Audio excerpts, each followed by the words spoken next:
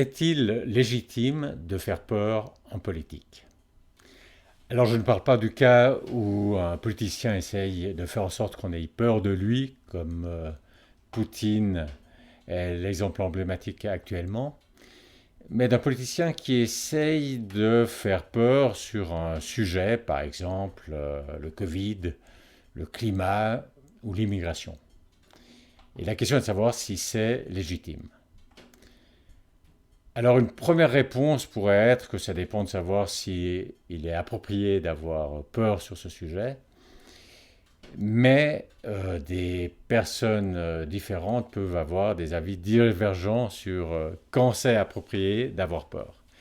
Des avis divergents parce qu'ils ont des préférences différentes et évidemment que si ce qui est menacé est quelque chose auquel vous êtes attaché, eh bien, vous réagirez différemment que si vous y êtes indifférent, et encore différemment que si vous pensez en fait que cette chose devrait disparaître. Donc ça dépend des valeurs, ça dépend aussi de comment vous croyez que fonctionne le monde. Disons, si vous croyez que la cause en question pourrait euh, avoir cet impact négatif ou que c'est plutôt une conséquence qui est très improbable de se produire. Et on sait qu'il est très difficile de prédire les choses en politique, donc ça révèle une forte ignorance de notre part sur comment fonctionne le monde et ça laisse un espace pour des personnes raisonnables d'avoir des opinions divergentes. Donc c'est en fait parfaitement légitime de venir avec une peur, indépendamment de savoir si moi je trouve que cette peur est appropriée ou pas. Finalement, si je trouve que cette peur n'est pas appropriée, ben, je peux intervenir pour argumenter pourquoi je pense que c'est pas approprié, mais ça ne change rien en fait que c'était légitime pour celui qui a mis cette peur sur la table de le faire. Par contre, si la personne en question qui met cette peur sur la table n'a en fait elle-même pas peur, soit qu'elle utilise cyniquement quelque chose qui pourrait faire peur et dont la peur serait utile, lui serait utile pour d'autres raisons, mais quelque chose qui en fait ne lui fait pas peur parce que soit il n'est pas sensible à la chose menacée, soit il ne considère pas réellement que la chose en question est menacée. Dans ce cas-là, ben, c'est un mensonge et c'est évidemment pas légitime, même si les mensonges sont courants en politique. Quelque chose qui est plus fréquent que de simplement inventer de façon cynique euh, une peur, c'est simplement d'exagérer sa peur. Je pense que souvent des politiciens ont effectivement estiment qu'il y a lieu d'avoir peur sur un certain sujet, qu'il faut prendre des mesures, sinon on va droit contre le mur, mais exagèrent cette peur pour mieux diffuser leur message. Et ça, évidemment, c'est aussi une forme de mensonge. Maintenant, ma troisième réflexion porte sur la distinction entre la peur et la panique.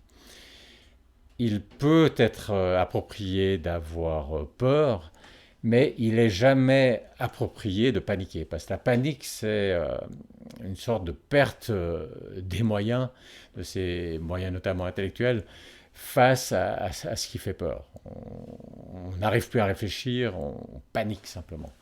Et quand un politicien essaye de vous faire paniquer, ce qu'il essaye en fait, c'est de vous mettre dans une situation où vous serez manipulable et où il pourra mieux vous manipuler. Et alors certains ont la grandeur de vous dire explicitement qu'ils essayent de vous faire paniquer. Dans ce cas, il faut qu'une lumière rouge s'allume immédiatement dans votre tête, que vous dites attention, attention, là quelqu'un essaye de me faire paniquer. c'est pour mieux me manipuler. Mais dans la plupart des cas, celui qui essaie de vous faire paniquer n'aura pas la grandeur de vous le dire explicitement. Et donc, il faudra que vous repériez vous-même que cette personne est en train d'essayer de vous manipuler, de vous, de vous faire paniquer pour vous, justement vous manipuler. Et alors, comment le repérer soi-même? Eh bien, simplement, puisque la panique, c'est pour vous empêcher de réfléchir, il faut juste voir, est-ce qu'ils essaient simplement de vous faire peur, d'attirer votre attention sur une menace, ou est-ce qu'ils essayent de vous empêcher de réfléchir? Et il y a différents moyens d'essayer de vous empêcher de réfléchir, et quand vous voyez un de ces moyens utilisé, là, vous devez immédiatement remarquer qu'on essaye de vous faire paniquer pour mieux vous manipuler. Alors, un moyen, c'est l'urgence. De dire, ah, il n'y a pas le temps de réfléchir maintenant, c'est plus le moment de réfléchir, il faut agir, il faut faire ce que je vous dis. Arrêtez de réfléchir sur la question de savoir est-ce qu'il y a vraiment lieu d'avoir peur. Et cet appel à l'urgence, c'est effectivement une façon de vous faire paniquer, une façon de vous empêcher de réfléchir. Une autre tactique qui est utilisée consiste à diaboliser ceux qui posent des questions dérangeantes, ceux qui veulent réfléchir. Et là, on dira simplement, maintenant il faut faire ça, et ceux qui se posent des questions de savoir est-ce que c'est vraiment... d'abord, est-ce qu'il y a vraiment lieu d'avoir peur? Et s'il y a lieu d'avoir peur, est-ce que c'est vraiment la solution qu'on propose? Est-ce que c'est vraiment la meilleure solution? Eh bien, ceux qui réfléchissent là-dessus, eh bien, c'est des fachos, on les diabolise d'une façon ou d'une autre pour empêcher le débat et donc empêcher la réflexion. Donc, il faut que qu'on devienne de plus en plus conscient de quand des politiciens essayent non seulement de nous faire peur, ce qui peut être légitime, mais essayent de nous faire paniquer, ce qui n'est jamais légitime. Alors je ne suis pas en train de dire qu'il faut interdire de faire paniquer, qu'il faut déplatformer ceux qui essayent de faire paniquer, qu'il faut les censurer, parce que si on essayait de faire ça, le remède serait pire que le mal. Parce qu'évidemment, celui qui aurait le pouvoir de décider qui c'est qui a le droit de parler et qui n'a pas le droit de parler, qui déciderait qui c'est qui fait paniquer versus qui c'est qui simplement fait peur, euh, eh bien, cette personne ou ces personnes auraient un pouvoir énorme. Et c'est clair que tous les assoiffés de pouvoir vont essayer d'acquérir ce pouvoir.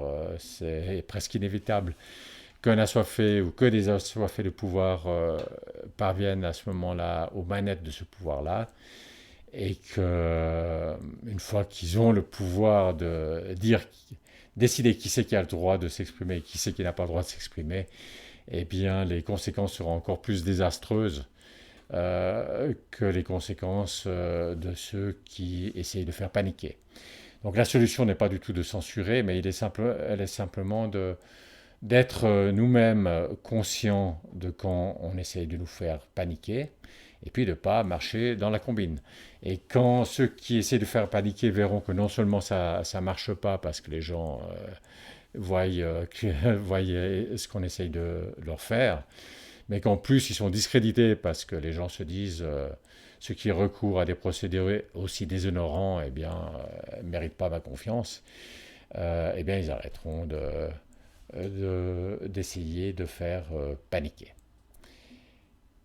Donc voilà, je crois qu'il est important que de plus en plus de gens se rendent compte de la différence entre la panique et la peur, et puis n'acceptent pas de se laisser manipuler par ceux qui essayent de les faire paniquer. Et pour ça, il faut une bonne chose, ça serait de diffuser cette vidéo. Alors, il faut savoir que chaque seconde qui passe, il y a des gens qui sont en train de se faire avoir par ce procédé de panique.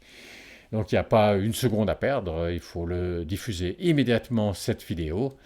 Et si vous ne le faites pas, ça prouve que vous êtes facho.